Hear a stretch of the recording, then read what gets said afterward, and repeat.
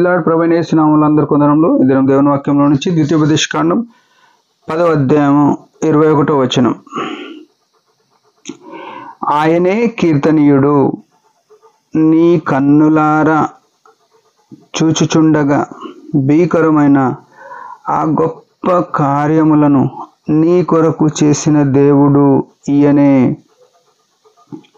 ప్రియమైన వారులారా, యేసుక్రీస్తు ప్రభు యొక్క నామములో మనము రక్షణలోనికి వచ్చినాం.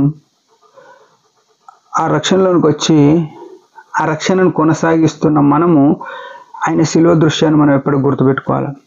ఇంకా 20వ వచనంలో ఏముంది? నీ దేవుడైన యెహోవాకు భయపడి ఆయనను సేవించి ఆయనను హత్తుకొని ఆయన నామమున ప్రమాణం చేయవలెను. ఎట్లా చూడండి, మనము లోకంలో ఎందరికో మాట ఇస్తుంటాం, ఎందరికో ప్రమాణం చేస్తుంటాం, ఆ ప్రమాణం మీద నిలబడం. కానీ ఈయనతో ఎట్లా అంటే అది ఎన్నటెన్నటి తరగని విడువని ప్రమాణంగా మన మాటలు ఉండాలి ఆయనతోని. ఆయన ఎందుకంటే మన కొరకు ఎంత గొప్ప కార్యం చేసినాడో చూడండి. ఇక్కడ చూస్తే ఇశ్రాయేళ్ల పక్షమున చేసిన గొప్ప కార్యాలు మనకు తెలుసు.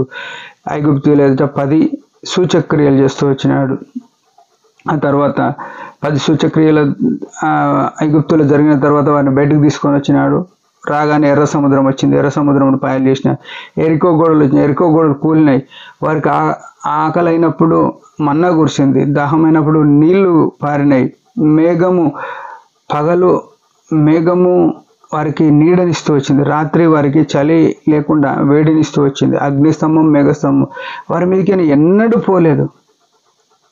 చూడండి ఎంత అత్యున్నతంగా ఇశ్రాయేలును కాపాడి నడిపిన ఈ దేవుని యొక్క ఘనమైన కార్యం. అదే ఇక్కడ రాసింది కదా, నీవు కన్నులారా చూచుచుండగా భీకరమైన. చూడండి యేసు ప్రభు చేసిన కార్యాలు ఎటువంటివి అంటే ఇశ్రాయేలు పక్షమున భీకరమైన కార్యాలు చేసినాడు. ఇంకా ఆ గొప్ప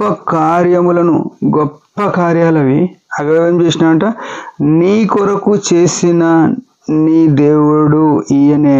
ప్రియమైన వాళ్ళారా,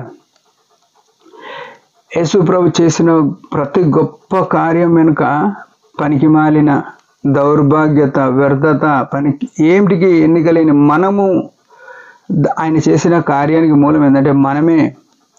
ఉదాహరణకు ఆలోచన చేసినట్టయితే మన కొరకు ఆయన శిలువలో చనిపోవాల్సిన అవసరం ఉందా?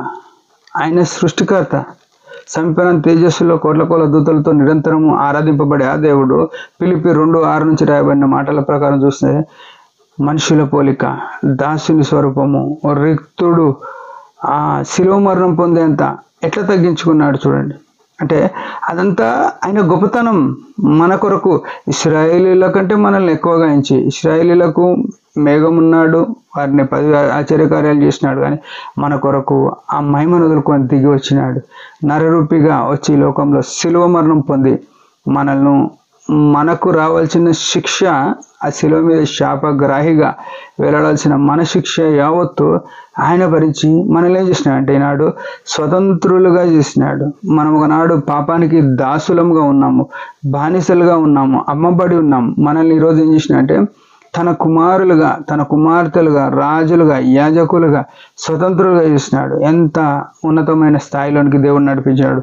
అయితే ఈ గొప్ప కార్యాలను మనం చూసి విని మనం గ్రహించి ఆయన చిత్తములో నడవాలి, ఆయనకి ఇష్టమైనట్టు నడవాలి. మనం ఏం చేస్తామంటే ఇన్ని చేసినా మనం మన ఇష్టం నెరవేర్చుకుంటాం. అది ఎఫెసీ 2:5 ఉంది, 3 ఉంది. ఏమనంటే శరీరం యొక్క, మనసు యొక్క కోరికలు స్వభావ సిద్ధంగా దేవునికి దైవోగ్రతకు పాత్రలమవుతున్నాం. వాటి నుంచి విడిపించబడి ఈయన చేసిన ఈ గొప్ప కార్యాలను మన కనులారా చూస్తూ వచ్చినాం. మన పక్షమున మనం ఒకసారి ఆ మనసు మీద చేతేసుకొని ఆలోచన చేస్తే మన పక్షంలో ఎన్ని అద్భుతాలు చేయలేదు ప్రభు, అది గుర్తుపెట్టుకోవాలి. ఎన్నో సంకటాల నుంచి విడిపించలేదు. కరోనాలో ఎంతోమంది చచ్చిపోతే మనల్ని తప్పించిండు కదా. ఇట్లా ఎన్నో ఉన్నాయి. వాటన్నిటి గుర్తు చేసుకొని ఆయన మహిమ కొరకు ఆయన చిత్తంలో జీవిద్దాం. దేవుడి మాట దీవించుగాక. చిన్న ప్రార్థన. పరమ తండ్రి యేసుక్రీస్తు ప్రభు ఘనమైన నామమును బట్టి స్తోత్రములు. నాడు ఇశ్రాయేలు పక్షమునే కాక మా పక్షమున కూడా భీకరమైన గొప్ప ఆశ్చర్యకరమైన కార్యాలు, ఇంకా చెప్పాలంటే ఇశ్రాయేలు కంటే ఎక్కువగా మా పక్షంలో చేసినావు. నీ ప్రేమకి ఏమి ఇవ్వలేము. హృదయమార స్తుతిస్తూ నీ అడుగు జడలు నడవడానికి నీ ఆత్మచేత బలపరిచి నడిపించమని యేసు ప్రభు పరిశుద్ధ నామములో ప్రార్థిస్తున్నాం తండ్రి. ఆమెన్. మీరందరి పరిచర్య గురించి భారంగా ప్రార్థన చేయండి. Praise the lord.